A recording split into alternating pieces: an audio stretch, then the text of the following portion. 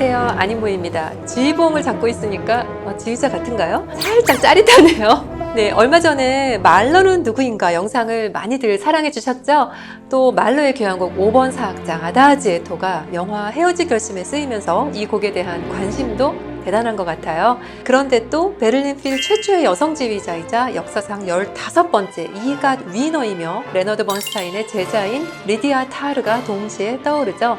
타르, T-A-R은 다르게 보면 A-R-T, R이기도 합니다. 타르는 영화의 주인공이지만 마치 실존 인물로도 느껴지는데요. 그녀의 몰락을 다룬 영화 타르의 중심에 바로 말러의 교향곡 5번이 있기 때문입니다. 이 영화에 대한 평 굉장히 엇갈리는데요. 케이트 블란쳇의 어마어마한 내공에서 뿜어져 나오는 연기부터 각본, 촬영, 구성, 편집에 이르기까지 감독의 역량도요. 평단에 엄청난 찬사를 받았음에도 불구하고 그 안에 담긴 소재와 이 메시지가 다소 불편하다거나 그리 흥미롭지 않다는 의견도 꽤 있습니다. 오늘은 음악과 예술을 사랑한다면 반드시 보시기를 추천하는 영화 타르에 대한 이야기를 나눌게요. 여러분의 생각도 나눠주세요.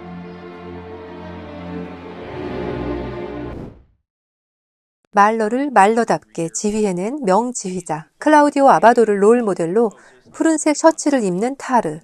그녀는 민속음악 학자이자 작곡가이고 베를린 필의 첫 여성 수석 지휘자입니다. 리디아 타르. 꽤 긴장하고 있죠. 그녀는 자신의 새 책과 다가오는 말러 교향곡 5번의 라이브 레코딩을 홍보하기 위해 인터뷰를 앞두고 있습니다.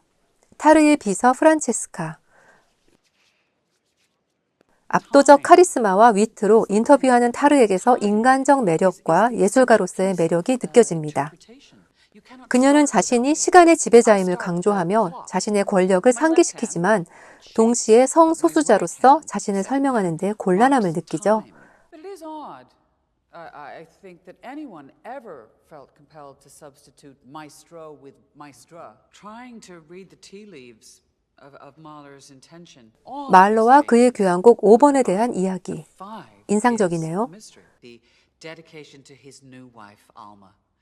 So if you're going to partner with Mahler on his Fifth Symphony, the first thing you must do is try to understand that. 인터뷰가 끝나고 한 팬과의 대화에서 묘한 감정이 느껴집니다. 타르의 평소 모습이 엿보이는 장면입니다. 익명의 누군가가 타르를 도찰하며 뒷담화를 하는 장면이 불길한데요. 줄리어드 음대 마스터 클래스. 한 학생과 바흐의 사생활 문제로 그의 재능과 작품을 폄하할 필요는 없다는 의견을 논하는 과정에서 타르는 학생의 굴욕을 느낄 정도로 강하게 그를 밀어붙입니다.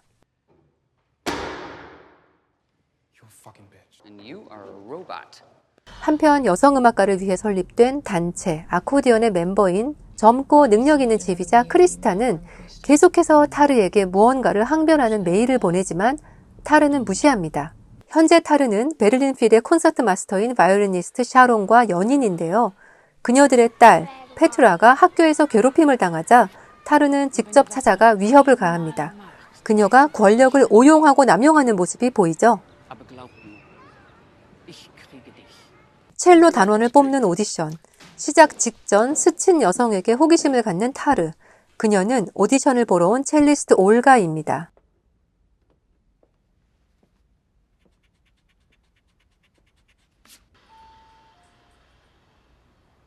환청에 시달리는 타르.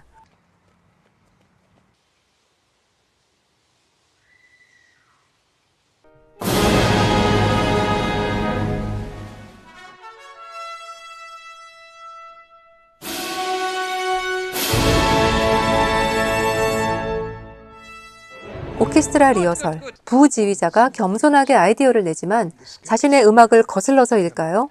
타르는 부지휘자를 교체하기로 결정합니다.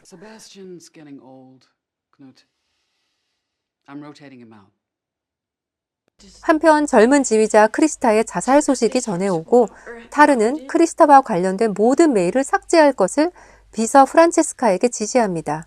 죽은 크리스타와 모종의 관계에 있었던 것으로 보이는 타르.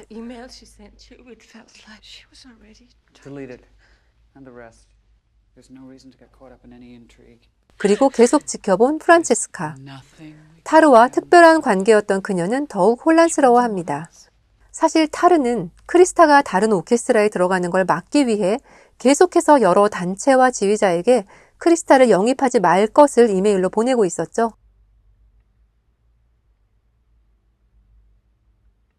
Met the new cellist today, Olga Mietkina.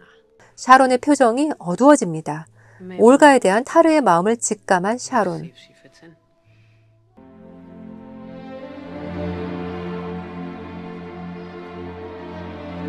말로의 교향곡 5번 사악장의 아름다운 선율. Not so simple. 단원들에게 혼란스러운 감정과 가슴이 터질 듯한 감성을 주문하는 타르. It's gotta be like 실은 그녀가 현재 겪고 있는 감정입니다. 올가에게 자꾸만 시선이 가는 자신과 그것을 바라보는 샤론의 모습에서 긴장감이 돕니다. Sebastian. You mean leave Berlin? It's the girl, isn't it? I knew as soon as she showed up that my days here were numbered. But with Francesca, is there someone other than Francesca you feel is more qualified? Francesca, you did as I asked and deleted any and all correspondence with Krista. I'm not sure. 타르는 해고한 부지휘자 자리를 채울 후보자를 비서 프란체스카에게 알아봐 달라고 합니다. Of course, feel free to add your own name. I have made a decision, and I want you to know it wasn't an easy one. And my personal affection for you aside, I will. 프란체스카는 짐짓 자신이 선택받길 기대했지만 안 됐네요. 그런데 프란체스카도 올가에 대한 타르의 감정을 알아챕니다. 크리스타의 자살과 올가를 향한 타르의 맹목적 시선을 지켜보며 프란체스카는 분노합니다. Maybe change A to B flat. 게다가 타르는 신입인 올가를 협연자로 세우기 위해 자신의 권력으로 판을 짜고 그녀와 음악적, 정서적 교감을 나눕니다. With Elgar's cello concerto.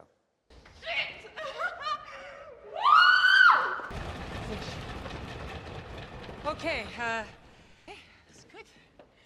You happy? 어두워지는 샤론. Better get your pretty little ass to work right. 프란체스카는 사직서를 내고 연락이 두절됩니다. Her immediate resignation. 그녀의 배신은 예정된 것이었죠.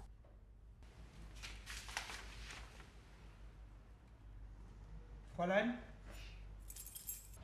Sorry. Bye. Oh yes, goodbye. Yes, goodbye.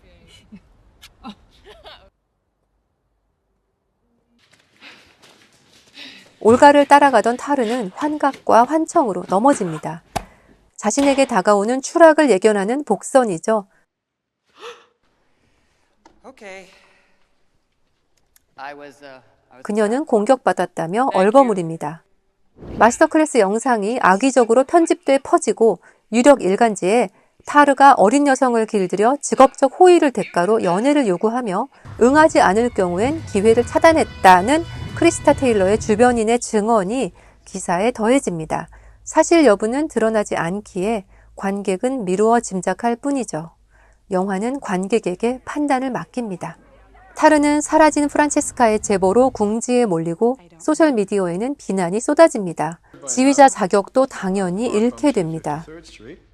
그녀는 올가와 뉴욕에 가지만 외면당합니다. Thank you, but I am jet lagged. I go to sleep now. Yeah, me too. I'll Lobby, please.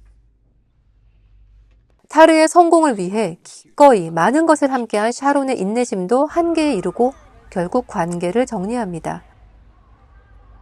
don't do this. Please don't do this.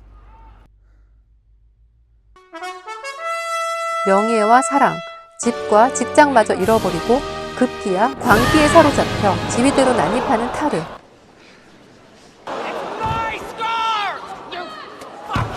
말러의 5번 교향곡만 녹음하면 전무후무한 역사를 이루게 되었을 텐데요.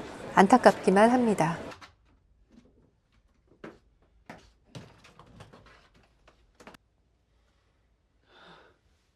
That's where music is so marvelous, because music names them for us, only in notes instead of in words. It's all in the way music moves. You must never forget that music is movement. 옛집으로 숨어 들어온 그녀는 스승 레너드 번스타인의 영상을 보다가 울음을 터뜨립니다. 후회일까요? 이 눈물의 의미는 과연 무엇일까요? 아시아로 옮겨간 타르의 새 직장. 마사지를 받으러 간 타르는 여자를 고르게 됩니다. You just pick a number here. 그녀는 5번을 고릅니다. 그 자리는 올가가 앉아있던 자리죠. 올가와의 사랑도 일종의 거래였던 걸까요? 구토하는 타르. 타르는 모든 여성을 그저 사용하고 버린 것일까요? 타락한 타르의 모습에서 음악을 향한 타르의 열정과 진심을 긍정할 수 있을까요? Sisters and brothers of the Fifth Fleet, it's time. There's no turning back. The next crowd 게임 your 음악을 feet 지휘하는 touch 타르의 will be 모습으로 back 영화는 in the new 끝납니다. world. 타르는 코미콘 음악을 지휘하는 자신을 있는 그대로 받아들이고 또 즐길 수 있었을까요? 음악은 위대하고 흘러가는 것이다 라는 번스타인의 말처럼 그녀는 그저 자신에게 주어진 현실을 받아들이고 살아감을 보여줍니다. 감독은 이렇게 질문합니다. 권력이 부패했더라도 한 인간 타르마저 완전히 부패시킬 수 있을까? 영화는 말해주지 않고 결말을 열어둔 채 우리가 생각하고 관찰하도록 내버려둡니다. 지휘자 레너드 번스타인의 제자로 설정된 타르를 보며 미국의 여성 지휘자 마린 엘솝이 떠올랐는데요. 그녀는 2022년 반클라이번 콩쿠르에서 폴트 월스 오케스트라를 지휘하기도 했죠. 마린 엘솝도 번스타인의 제자이며 1990년에 커밍아웃을 하고 호르니스트와 연인 관계에 있습니다. 둘은 아들을 입양해서 함께 키워요. 호르니스트와 마린 엘솝의 관계 또한 한 오케스트라에서 문제가 됐었습니다. 그렇다면 혹시 감독은 그녀를 염두에 두고 이 시나리오를 쓴 것은 아닐지 모르겠습니다. 음악과 음악가, 나아가서 예술과 예술가를 분리해서 생각할 수 있을까요? 영화 초반에서 타르는 5번 교향곡을 완전하게 이해하기 위해서는 말로의 결혼 생활도 이해를 해야 한다고 말을 했죠.